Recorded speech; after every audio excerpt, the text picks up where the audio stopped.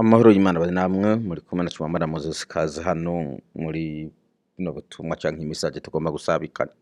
Umugabo yitwa Jonathan Wecho, umugabo uri mu bucamanza buciriritse ashinzwa kwica abavyeyi biwe n'umu ex we bari bakundanye, ubu naho akaba aregwa ubundi bwicanyi.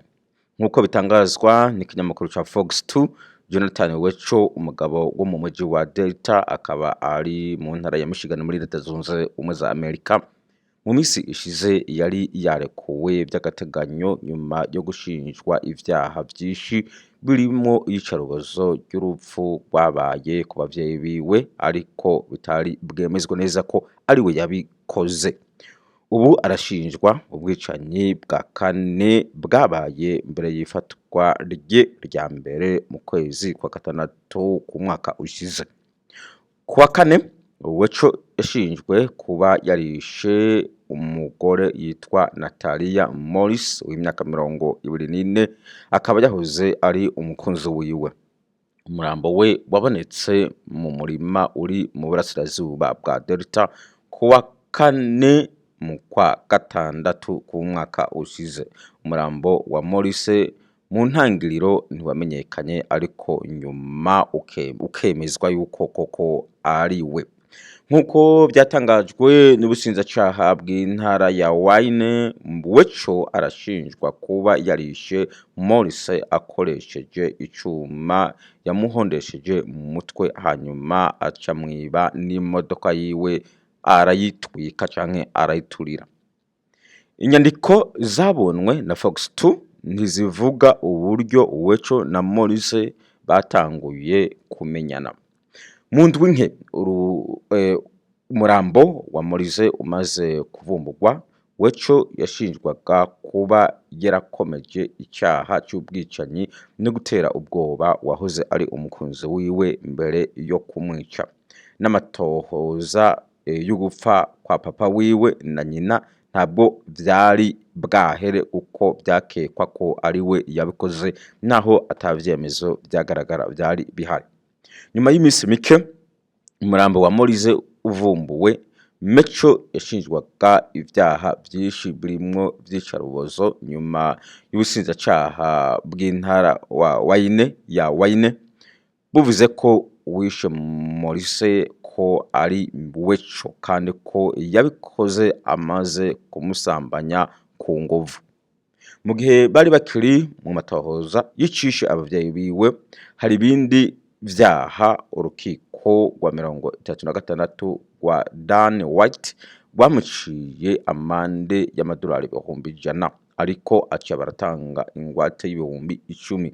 Hanyuma y'ivyo Wecho akogwa muri gereza ararekugwa, ariko mu nyuma wa mukunzi wiwe nawe aricwa.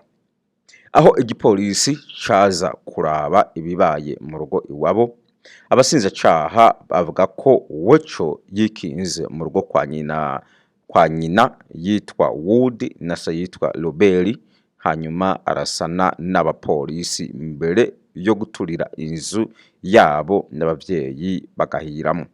Hama akaca abesha abapolisi ko ari se wiwe yabarashe ashaka ko bose bapfirayo. Kuwa kane muri uyu mwaka, mu kwa kane muri uyu mwaka 2024, Wecho yakajijwe imbere y'urukiko ahamwa ubwicanyi bwa Morris. Bikaba ari vyaha bije vyiyongera ku bindi yarasanganwa canke ku bindi yarasanzwe afise. Ubu naho imbarutso y'ukwicwa burundu kuwo mukunzi wiwe vyabaye gute, canke imbarutso yabiteye yabaye iyahe? Reka dusubire inyuma gatoya. Mu mpera z'ukwezi k'umunani, Wecho yari mu rukiko kugira ngo yumve ibanzirizwa suzuma ku bwicanyi bwakorewe wahoze ari se, papa na nyina. Muri urwo rukiko, umupolisi wa Delta yavuze ko hari amakuru umukunzi wahoze ari wiwe yari yabahaye abo bapolisi nyene, byagaragaza ko Wecho yari inkozi y'ikibikoko. Muri ivyo uwo mupolisi yavuga yavuga ko Wecho kuba yarateye ubwoba uwahoze ari umukunzi wiwe. Nk'uko ubushinjacyaha bubitangaza, uyu mugabo yabwiye uwahoze ari umukunzi wiwe ko azomusukako esase, amutuka yongera amutera ubwoba ko azomukorera akantu, kandi ko azomuturira amaboko n'amaguru akoresheje ivyuma bisharizwa ku muyagankuba, kandi ko azomusambanya akoresheje umumamiro akawumucumitamwo mu gitsina. Umutangabuhamya wa mbere yatangaje ubuhamya ni umugenzacyaha yafashe amajambo canke amajwi ya Wecho nyuma y'ijoro ryo kugirira nabi uwahoze ari umukunzi wiwe, akaba ari mu majwi yafashwe n'abana babo bifashishije telefone, nk'uko aya magambo nyene yanditswe yongera asomwa mu rukiko. Ibi birego vyarerekana ko Wecho ivyo yari yarabwiye umukunzi wiwe ko azomugirira nabi koko yari yarabitanguye, ariko umukunzi wiwe agira ubwoba bwo kwicwa yanka kubishikiriza inzego z'umutekano. Ijoro rimwe wahoze ari umukunzi wiwe yari kuri telefone aganira n'undi muntu, maze Wecho asaba umukunzi wiwe kuraba kuri telefone ivyo ariko aganira n'uwo muntu, maze umukunzi wiwe aravyanka. Amaze kuvyanka, Wecho yararakaye maze yakira ikamba y'umugozi muremure umwe bacomeka ku muyagankuba, yakira n'ikimamiro c'icuma hamwe n'icuma gitera imisumari. Umupolisi yavuze ko ivyo vyose vyabaye hamwe n'umwana wabo aho bari mu cumba vyegeranye, mu gihe umukunzi wiwe yaba ariko agirirwa nabi yaguma anita ku kana gatoya kabo kaguma karira. Ku makuru umukunzi wiwe yatanze, aha polisi yabwiye umugenzacyaha ko Wecho yamuzingiye wa mugozi ujana amatara mu izosi, kandi ko yavuga ko agiye kumuniga. Yaramuniga hanyuma yongera arekura. Yavuze ko yanashusha ca kimamiro c'icuma ku ziko hanyuma akakimuturiza ku kuboko.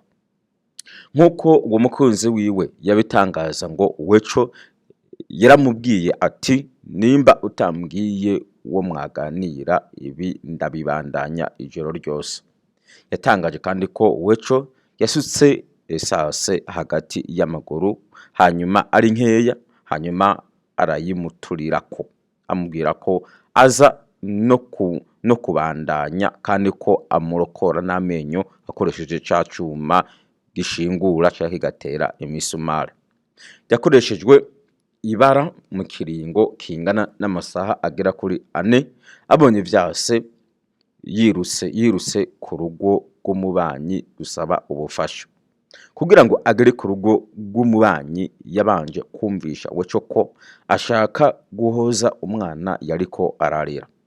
Umwana amaze gutuza yashoboye gusohoka hanze y'urugo rw'inzu yiruka asaba ubufasha. Wecho yagerageje gukurura umukunzi wiwe amaguru ngo amusubize mu nzu, ariko aramucika. Mu nyuma rero uyu mugabo Wecho amaze kurekugwa kubera yariko agira ko amatohoza y'urupfu rwa nyina na se, mugabo atarabibona neza. Kuri ivyo vyose vyamurega uno mukunzi wiwe yavuze, akaba ari vyo vyamukwegeye no kumwica burundu.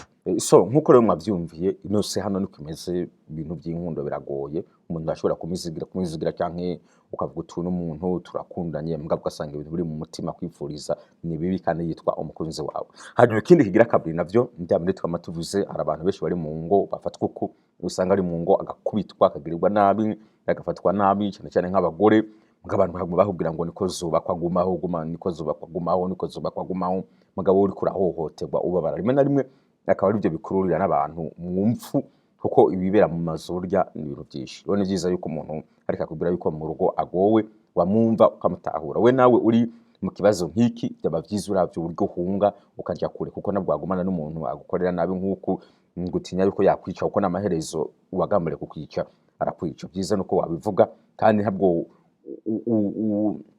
wakwemera kuguma mu rugo ugumuhohoterwa muri ubu buryo, kuko nawe ntabwo waba ukomeye, ntabwo wabaho wishimye, kandi wahohoterwa ukagirirwa nabi, uravye nabi n'umutwe ugacibwa, kuko bene ingo nk'izi z'abantu babi nk'aba zirahari. Rero nta kubana n'umuntu mubi mu buryo nk'ubu, ubona atagukunda, ubona ngaho akwifuriza ibibi, ubona ngaho yama gusekura, agukubita, ubona ngaho yama gusizikariza ubuzima, nta mpamvu yo kubana nawe. Bishobotse wavana nawe ukigira ukamureka. So God bless you, mugire umunsi mwiza.